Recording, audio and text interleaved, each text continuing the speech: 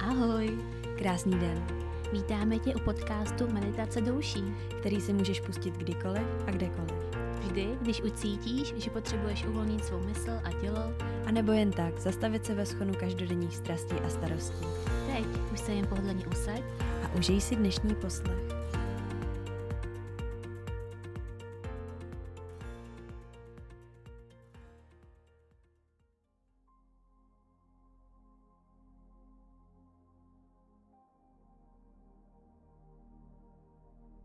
Pravda nečeká na dovolení.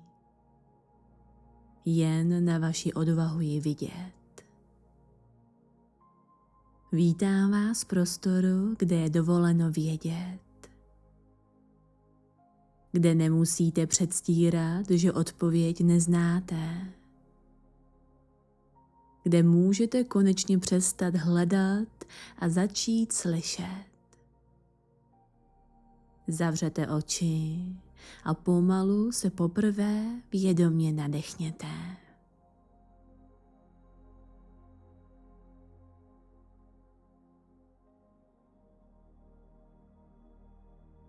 Začneme tím, že se skrze dech vrátíme domů do svého těla.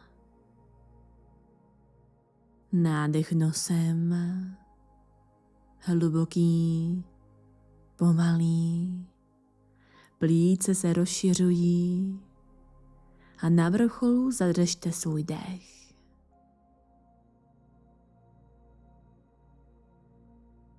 A dlouhý výdech ústy.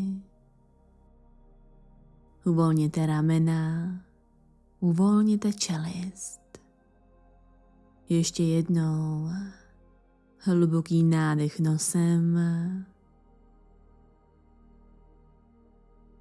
Na vrcholu zadržte dech. Pomalu ústy vydechněte a dovolte gravitaci, aby vás uzemnila. A naposledy plný nádech nosem.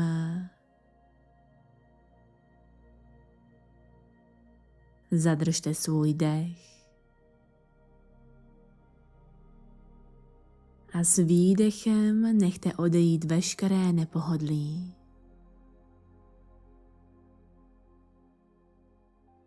Pomalu se můžete vrátit do svého přirozeného dechu.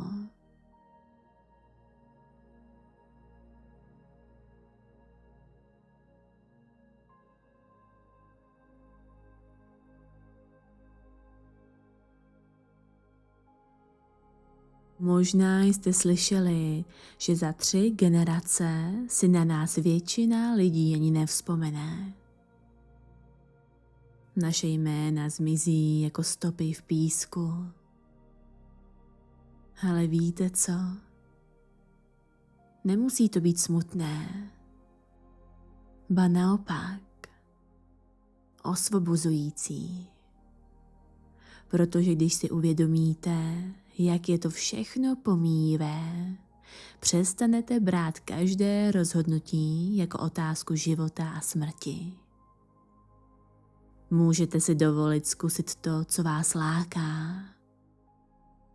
Můžete si dovolit změnit, co nefunguje.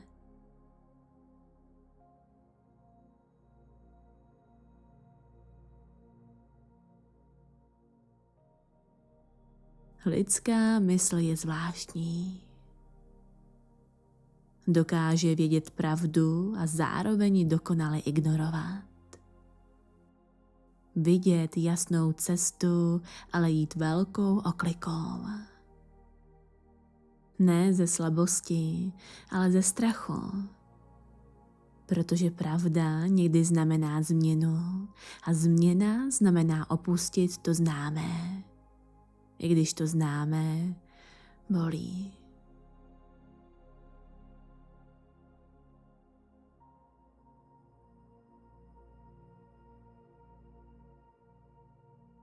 Možná znáte ten pocit.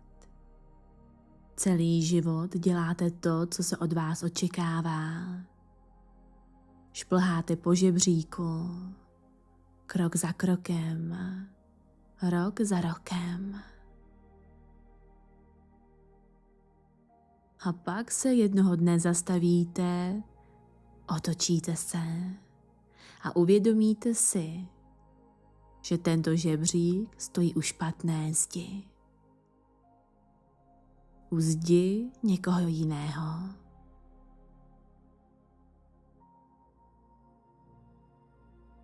Všechno to úsilí, všechny ty roky. A najednou vidíte, že jste šli směrem, který ani nebyl váš. Žijete život, který vypadá dobře zvenčí, ale zevnitř je prázdný, nenaplněný.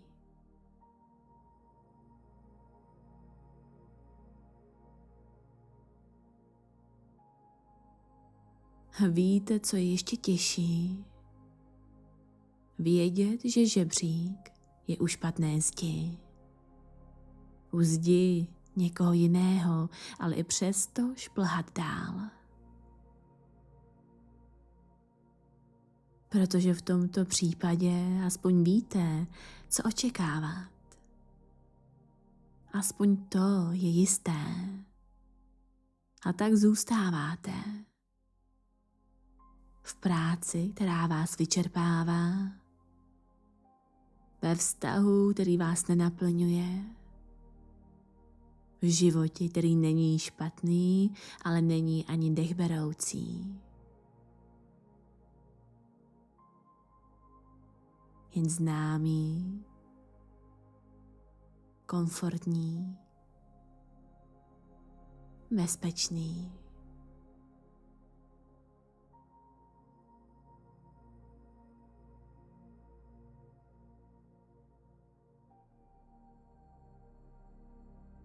Toto je ta nebezpečná zóna, kde se dá ztratit celý život.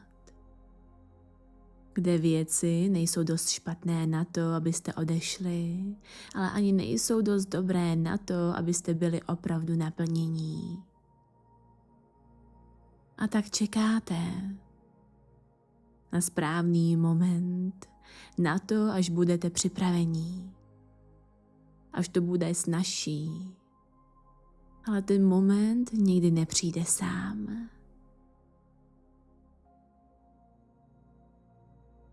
Život nečeká na vaše až. Život se děje teď. V tento okamžik. Ne v minulosti, ani v budoucnosti, ale právě teď. Tohle je vše, co máte. Jediný život, který si zaslouží být užit naplno. A každý den, kdy znovu odkládáte svou pravdu stranou, se už nikdy nevrátí.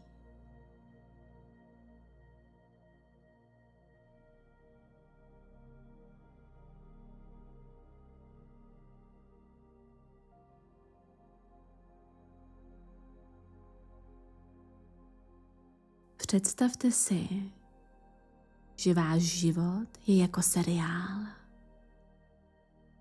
A právě teď běží další epizoda. Přítomná fáze vašeho života. Sedíte s diváky před obrazovkou a sledujete sami sebe. Vidíte aktuální kapitolu svého života.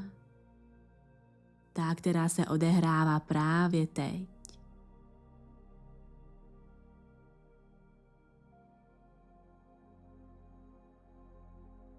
To, co odkládáte,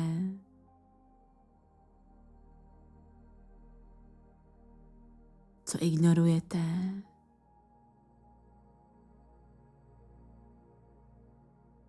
vše je na té obrazovce.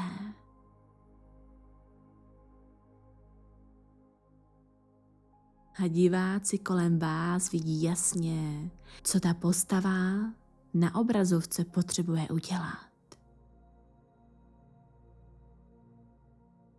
A teď otázka na vás. Co by na vás diváci křičeli právě teď? Co byste měli v této další epizodě svého života udělat? Změnit. Opustit. Začít či vyměnit. Co diváci vidí tak zřetelně, co vy právě teď odmítáte vidět? Co by na vás křičeli právě teď, že máte udělat?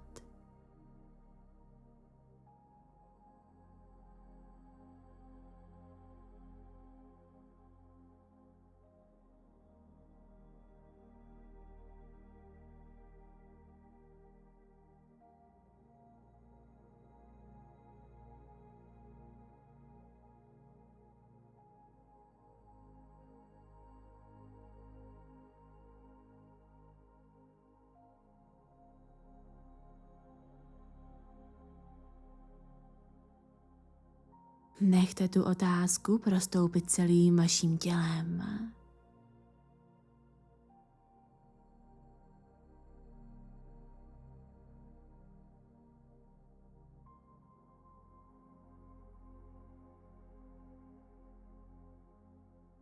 Možná odpověď přišla okamžitě, možná ji znáte už roky a konečně jste si ji dovolili přiznat. Možná vás vyděsila.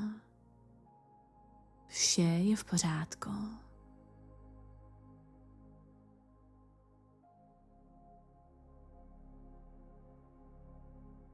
Dnes jste našli odvahu naslouchat tomu tichému hlasu uvnitř vás. Hlas plný naděje, přání, touhy a pravdy. S hlubokým nádechem si tu pravdu ještě jednou pojmenujte. V tichosti své mysli. A s výdechem jí dejte prostor být.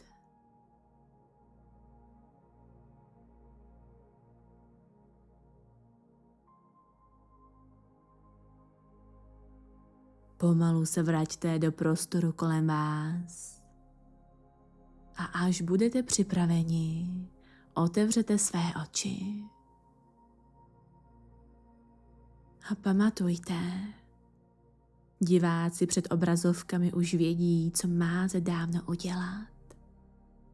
Zbývá jen přestat se dívat a udělat ten krok, který už tak dlouho odkládáte. Namaste.